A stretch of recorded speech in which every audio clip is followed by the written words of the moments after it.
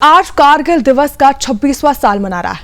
वो गौरवशाली दिन जब 1999 में हमारे वीर सैनिकों ने बर्फ से ढकी चोटियों पर साहस और अडिग संकल्प के साथ विजय पताका फहराई थी।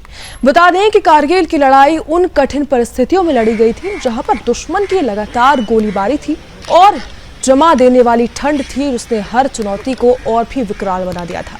फिर भी हमारे वीर जवानों ने अपने बलिदान और शौर्य से हर दुर्गम चोटी को जीत लिया। वास्तव में आज का दिन उन वीर सपूतों के आदित्य साहस का प्रतीक है जिन्होंने मातृभूमि के सम्मान की रक्षा के लिए अपना जीवन समर्पित कर दिया। राष्ट्रपति द्रौपदी मुर्मू ने वीर जवानों को नमन करते हुए कहा कि कारगिल विजय दिवस के अवसर पर मैं मातृभूमि के लिए प्राण न्योछावर करने वाले वीर सैनिकों को श्रद्धांजलि अर्पित करती हूँ। ये दिवस हमारे जवानों के असाधारण वीरता और साथ ही अटूट संकल्प का प्रतीक है। उनका सर्वोच्च बलिदान देशवासियों को सदैव प्रेरित करता रहेगा। जानकारी के लिए ये भी बता दें कि सेना प्रमुख जनरल उपेंद्र द्विवेदी ने भी शौर्य को नमन किया है और कहा है कि कारगिल विजय दिवस भारतीय सेना की अद्वितीय बहादुरी और अटूट संकल्प का प्रतीक है। हम उन वीरों को नमन करते हैं जिनके पराक्रम से ये ऐतिहासिक विजय संभव हुई। बता दें, कारगिल युद्ध की शुरुआत हुई थी मई 1999 में, जब घुसपैठियों ने नियंत्रण रेखा पार कर भारतीय पोस्टों पर कब्जा कर लिया था। उनका लक्ष्य राष्ट्रीय राजमार्ग 1A को काटना था, लेकिन उन्होंने भारत की इच्छा शक्ति को कम आंक लिया था। भारत ने इसके जवाब में ऑपरेशन विजय की शुरुआत की, जिसमें 2 महीने से ज्यादा समय तक हमारे सैनिकों ने इंच दर इंच कठिन लड़ाई लड़ी, हर पोस्ट पर विजय प्राप्त की और फिर सभी घुसपैठियों को खदेड़ दिया।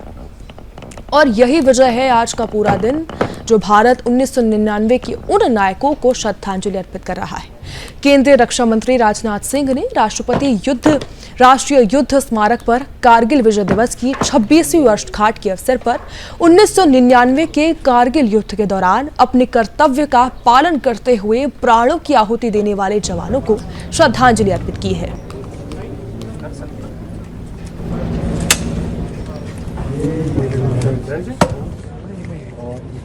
इस वक्त मैं मौजूद हूँ श्रीनगर ले हाईवे पर।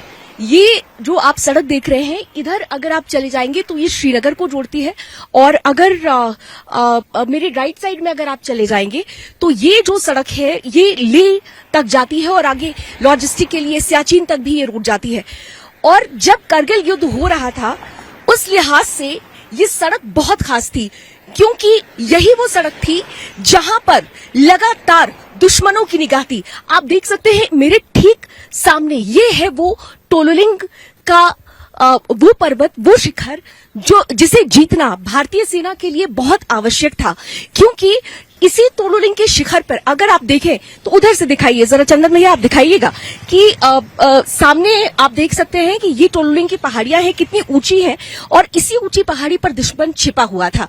और आप समझ सकते हैं कि अगर ये लॉजिस्टिक वाली रूट थी, यानी सेना की सारी रसद और जितने भी हथियार थे या सेना का मूवमेंट था, जब जब इधर से हो रहा था, उस ऊंची चोटी पर बैठा हुआ जो दुश्मन था, उसकी नजर सीधे सेना पर पड़ती थी और वो बड़ा हमला करता था, जिससे सेना का नुकसान ज्यादा होता था।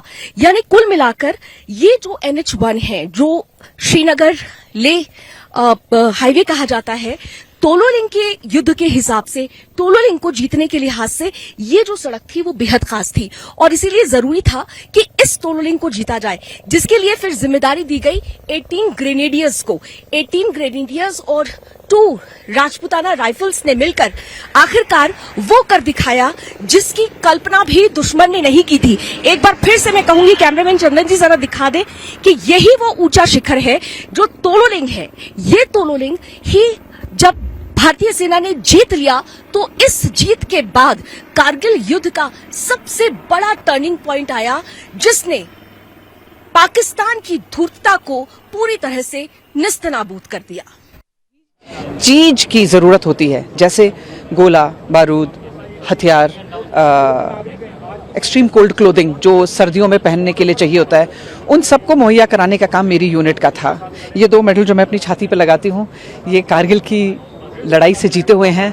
ये मेरे पर्सनालिटी का हिस्सा है, मेरे जीवन का हिस्सा है, ये मेरी आइडेंटिटी है, और मुझे बहुत गर्व है कि मुझे ये मौका मिला कि मैं इस जंग का हिस्सा बनी। और अपना कंट्रीब्यूशन कर पाई।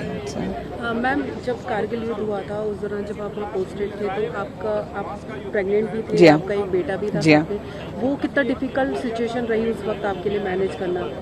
मुश्किल तो As a था, mother भी। बिल्कुल मुश्किल था, क्योंकि ये एक आसान नहीं है बच्चे को पेट में लेकर हाई एल्टीट्यूड में रहना, और ये और बिल्कुल आसान नहीं है कि मेरे साथ मेरा बेटा जो 3 साल का भी नहीं था और जंग का माहौल था, और भी ये मुश्किल था, आसान नहीं था कि जब मेरे हस्बैंड द्रास सेक्टर में लड़ाई लड़ रहे थे और किसी भी दिन कोई भी खबर आ सकती थी।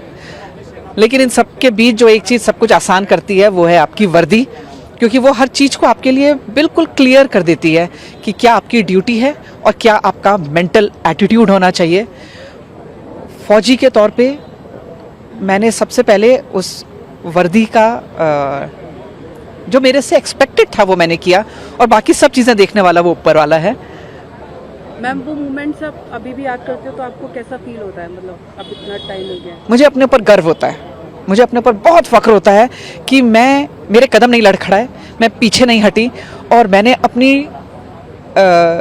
भारत माता की जय के जो हम नारे लगाते हैं या युद्ध घोष लगाते हैं, उसको मैंने बोला नहीं, उसको मैंने जिया। तो मुझे भारत की बेटी होने की फीलिंग आती है।